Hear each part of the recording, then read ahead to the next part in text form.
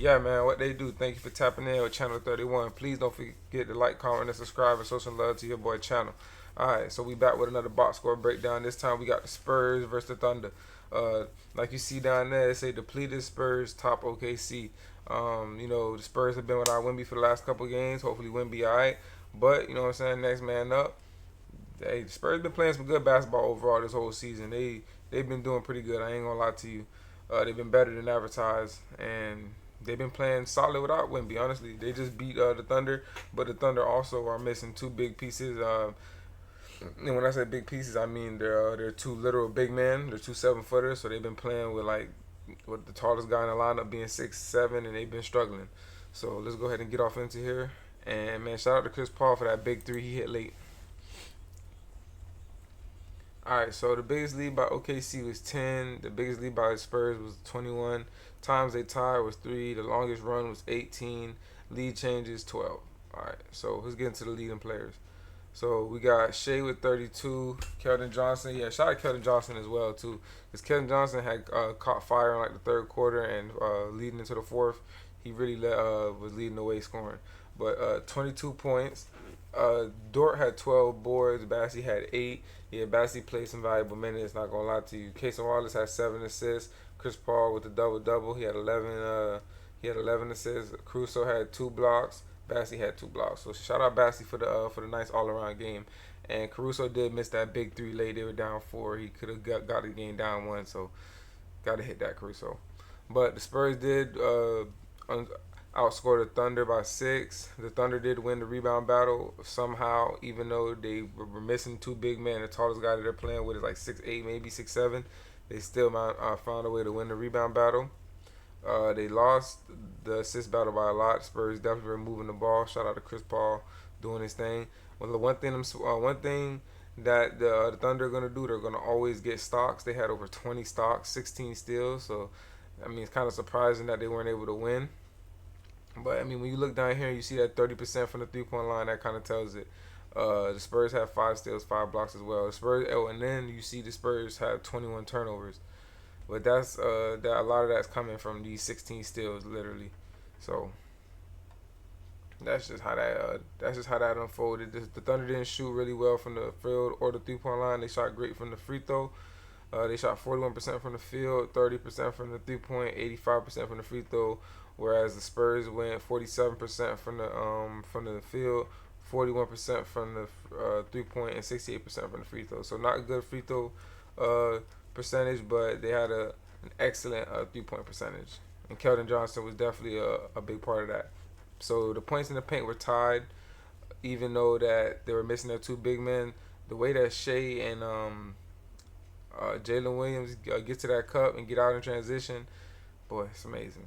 But second chance points, definitely the Spurs won that battle 21-12. And then fast break points, this is definitely what keeps OKC in these games, having this undersized team. They get a lot of easy points. 24 fast break points to the Spurs 6. Alright, so let's get into the box score for the Thunder. So for the Thunder, we got... Alright. So we got Shea with the 32 points. Shea really been, doing what he always do, playing at the MVP level, trying to lead his team.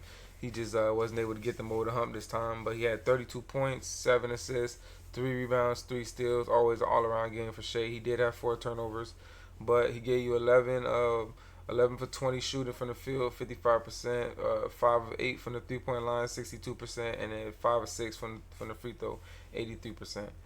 And then to back him up, you had the boy J-Dub out there playing out of his mind. Had 27 points, 10 rebounds, 6 assists, 5 steals, and only 1 turnover.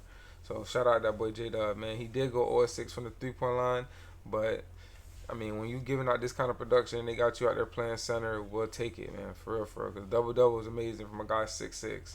But he went 13 for 26 from the field overall, so pretty efficient game other than the 3-point shooting. So we got Casey Wallace stepping into the lineup. My boy had 13 points, 7 assists, 3 rebounds, 5 of 8 from the field, 62%, and 3 of 5 from the 3-point line, 60%. So shout out Casey Wallace, and he did that without a turnover. We got Aaron Wiggins.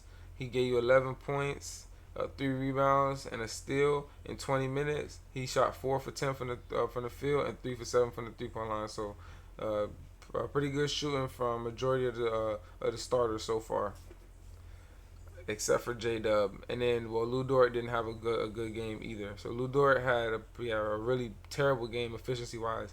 He gave you 6 points, 12 rebounds, 2 assists, 2 steals, and 1 block. He had 3 stocks, so a real great, so a great overall like floor game as far as covering the whole stat sheet. But he didn't shoot efficiently at all. He went 2 for 12, 16%, 2 for 8 from the 3-point line, 25%. So yeah, that's not good at all. But it's a pretty good output from your starters. And then the bench didn't really do much. Yeah, see, this is what killed them right here. The bench didn't do much of nothing, honestly. So we got Kenrich Williams with 4 points in 14 minutes. He gave you 2 rebounds, 2 for 5 from the field, or 3 from the 3-point line. You got AJ Mitchell with 3 points in 13 minutes. He made his 1 3 that he took. He gave you an assist and a steal, but he did turn the ball over twice. We got Caruso. Yeah, he gave you 2 points, 1 for 7, 0 for 5 from the 3. You definitely need better production by Caruso. This could have changed the tide of the game, and he missed that big 3 late that could have put them down 1. So gotta play better, Caruso. Got to. But he other than that, he gave you 5 rebounds and assists, 3 steals, 2 blocks, so 5 stops. So very active. He's doing it all. He just got to make that shot fall. That's all. And then we got 3 minutes by Ousmane Dieng, no points, only 1 rebound. Adam Flagler in 10 minutes got up 8 shots. He got up in 10 minutes. He got up 7 threes and 1 for 7, 1 for 8 overall from the field. Gave you 3 points. That's terrible. 2 rebounds in the process. Dylan Jones, the rookie, came in 15 minutes. He gave you 3 points and 6 rebounds, and he gave you a block. But he did turn the ball over. No, my bad, not a block. He gave you a turnover. So I mean, solid production, I guess, with 15 minutes. But as you see, the trend off of the bench, nobody hit a 3. Only one guy hit a 3 off the bench, and he only took 1. So terrible 3-point efficiency off of the bench, and then some terrible 3-point efficiency by a couple of the starters as well. And they only made 16 threes. So to get into the Spurs box score, so we got Harrison Barnes with 20 points, 8 rebounds, 2 assists and a steal. He shot 6 for 13 from the field, 46%, 3 of 7 from the 3-point line, 42%, 5 of 8 from the free throw line, 62%. So a pretty efficient game overall. Just didn't have the greatest efficiency from the free throw line, but was aggressive and got there. Shout out to Harrison Barnes, a really good vet in this league. So Chris Paul, 14 and 11. 14 points, 11 assists, 5 rebounds. He did have 4 turnovers, but I mean, you'll just have to live with that. You know what I'm saying? The floor general was getting a little older. 31 minutes, he shot 5 of 10 from the field. He made 4 for 7 from the 3-point line, and he hit a big 3 with like a minute and something left on the clock. So shout out to that boy Chris, man. He did his thing. Shout out. So Julian Champagnie, he had 12 points. 7 rebounds, 2 steals, and a block, 3 stocks. He had 3 turnovers, but you'll take that from a guy that's giving you that much activity out there. He shot 5 of 11 from the field overall, 45%, and that's a great percent. He shot 2 for 7 from the 3, 28%, which is not a good percent overall, but I mean, shit, you'll take it when he's out there giving you 7 rebounds, almost gave you a double-double, and gave you 3 stocks. Yeah, we got Zach Collins in 26 minutes. He scored 12 points, had 7 rebounds, 3 assists, a steal, a block, and only had 1 turnover. And he did hit a big 3 in the corner that helped seal this dub. He went 5 of 7 from the field, 71% overall, and he went 1 for 2 from the 3-point line, 50%, and did make his 1 free throw. Stephon Castle, not the most efficient game by any standard, but I mean, if you watch the game or you seen the highlights, he definitely played a big part. He hit some shots. He didn't hit many shots, but he hit some shots and he made some plays, honestly. He had 10 points, and he did have that game-saving block at the end. So shout out to Stephon Castle. I mean, you did your part. Didn't do it efficiently, but you did your part. But he had 10 points, 8 assists, and 3 rebounds. Unfortunately, he did have a block as well, which was actually the game saving block. Not the game saving block, but was a big block at the end. He did turn the ball over 7 times, which is unacceptable. But you gave us 8 points, gave us 10. You gave us 8 assists, you gave us 10 points, almost had double double, and you had a game saving block. So I guess we just have to live with that. But he went 3 for 13 from the field, 23%, 1 for 7 from the 3-point line, 14%, and 3 for 4 from the free throw line. So even though the shot didn't fall, he just remained to stay. You know what I'm saying? Even though the shot wasn't falling and he was turning the ball over, he still remained aggressive and made plays. So coming off the bench, we had Trey Jones in 17 minutes. He had 3 points. He hit 1 3-pointer. He gave you a rebound and he gave you an assist.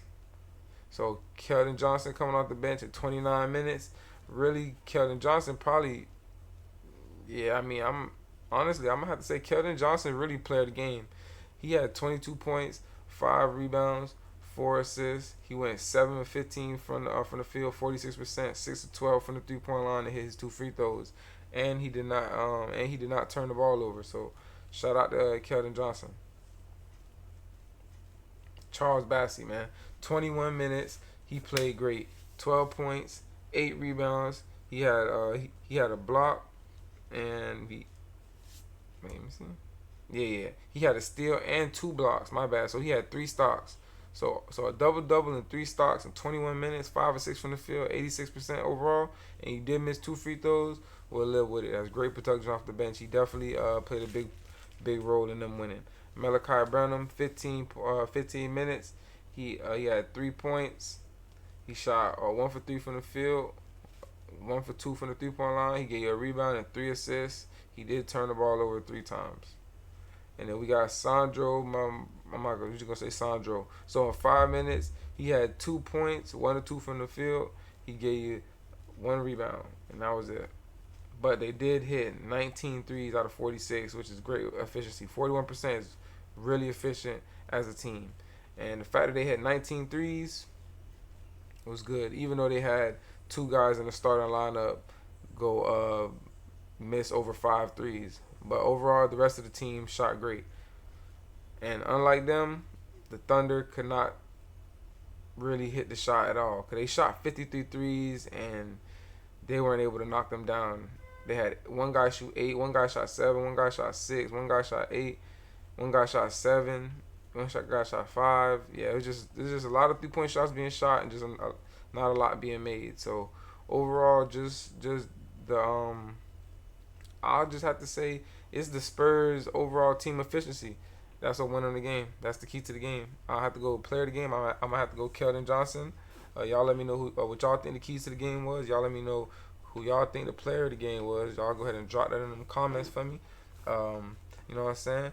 All I need y'all to do is like, comment, and subscribe. And until next time, y'all just be safe and stay up. But I'm gonna holler at y'all.